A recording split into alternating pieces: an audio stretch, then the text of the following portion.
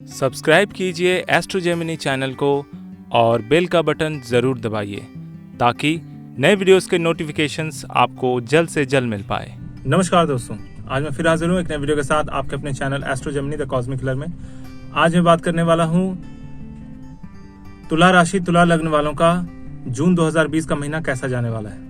तो लग्न भाव में कोई ग्रह नहीं है। लग्नेश जो है वो खुद अष्टमेश होकर अष्टम भाव में विराजमान है और साथ में सूर्य जो है जो एकादशेश है वो विराजमान है। तो एकादशेश और लग्नेश अष्टम भाव में विराजमान होने की वजह से कुछ ऐसे आपको फटका इनकम हो सकता है, अचानक से धन में बढ़ोतरी हो सकती है या फिर अचानक से आपको लॉस भी हो सकता है, इसलिए सावधानी बरतना बहुत जरूरी है। दूसरे घर में कोई ग्रह नहीं है। दूसरे भाव के स्वामी मंगल जो है वो पंचम भाव में विराजमान है।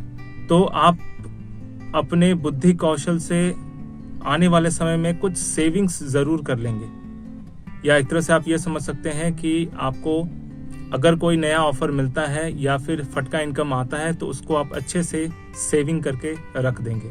तीसरे भाव में केतु विराजमान है। तो तीसरे भाव में जब केतु विराजमान होते हैं तो ऐसी अवस्था में व्यक्ति के अंदर पराक्रम भाव तो बढ़ता है और परिश्रम करने की शक्ति भी बढ़ जाती है।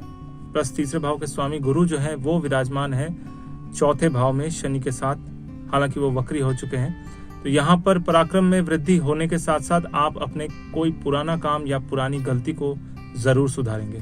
चौथे भाव में बृहस्पति और शनि विराजमान है और चौथे भाव के स्वामी शनि भी वहीं पर विराजमान है। तो ऐसी अवस्था में घर में कोई मांगलिक कार्य हो सकता है या फिर कोई पुराना मन मुटाव अगर घर वालों के साथ चल रहा था उसमें सुधार हो सकता है।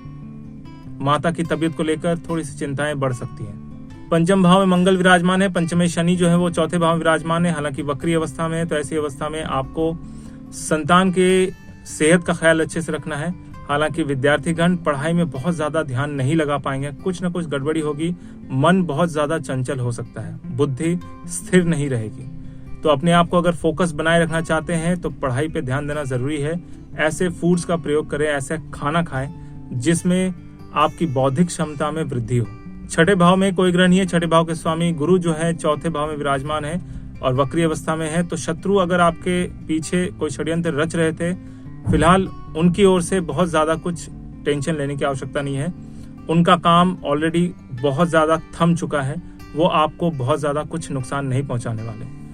आपका सेहत थोड़ा सा इधर उधर हो सकता है क्योंकि सीजन भी चेंज हो रहा है और बाहर की स्थिति भी थोड़ी सी गड़बड़ है, तो अपने सेहत का ख्याल अच्छे से रखना पड़ेगा। सप्तम भाव में कोई ग्रह नहीं है। सप्तमेश मंगल जो है पंचम भाव में विराजमान है। तो स्पेशली वो लोग जो लोग प्रेम संबंधों में हैं तो इस महीने प्रेम बहुत ज्यादा बढ़ सकता है। स्पेशली जो लोग नए शादीशुदा हैं उन लोगों का बहुत अच्छा रोमांटिक माहौल बना हुआ है और जो लोग अभी अभी जस्ट एक रिलेशनशिप स्टार्ट हुआ है उन लोगों के लिए भी ये महीना काफी अच्छा जाएगा। अष्टम भाव में अष्टमेश शुक्र और सूर्य विराजमान है। तो अष्टम भाव में एक तरह से आप मजबूती भी कह सकते हैं और दूसरी तरफ से क्योंकि एकादशेश जो है वो विराजमान है तो इनकम में थोड़े से उतार चढ़ाव आपको देखने को मिल सकते हैं। नवम भाव में राहु और बुध विराजमान है। तो नवम भाव में राहु बुध का कॉम्बिनेशन काफी अच्छा बना हुआ है। बुद्धि कौशल से अगर आप आगे बढ़ेंगे तो भाग्य आपका साथ देगा और अच्छे से साथ देगा, यानी कम मेहनत करके भी आपको अच्छी सफलता मिल सकती है।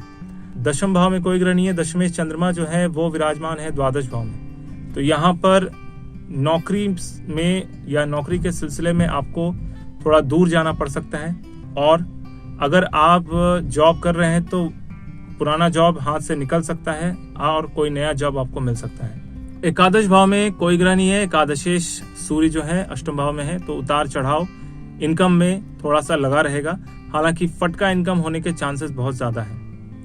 द्वादश भाव में चंद्रमा विराजमान है। द्वादशेश बुध जो है वो अपने ही घर में नवम भाव में विराजमान है। तो किस्मत से सपोर्ट अच्छा मिलेगा। कोई नई जगह पर आप जा सकते हैं, हालांकि पेंडेमिक और महामारी की वजह से सारी चीजें बंद है।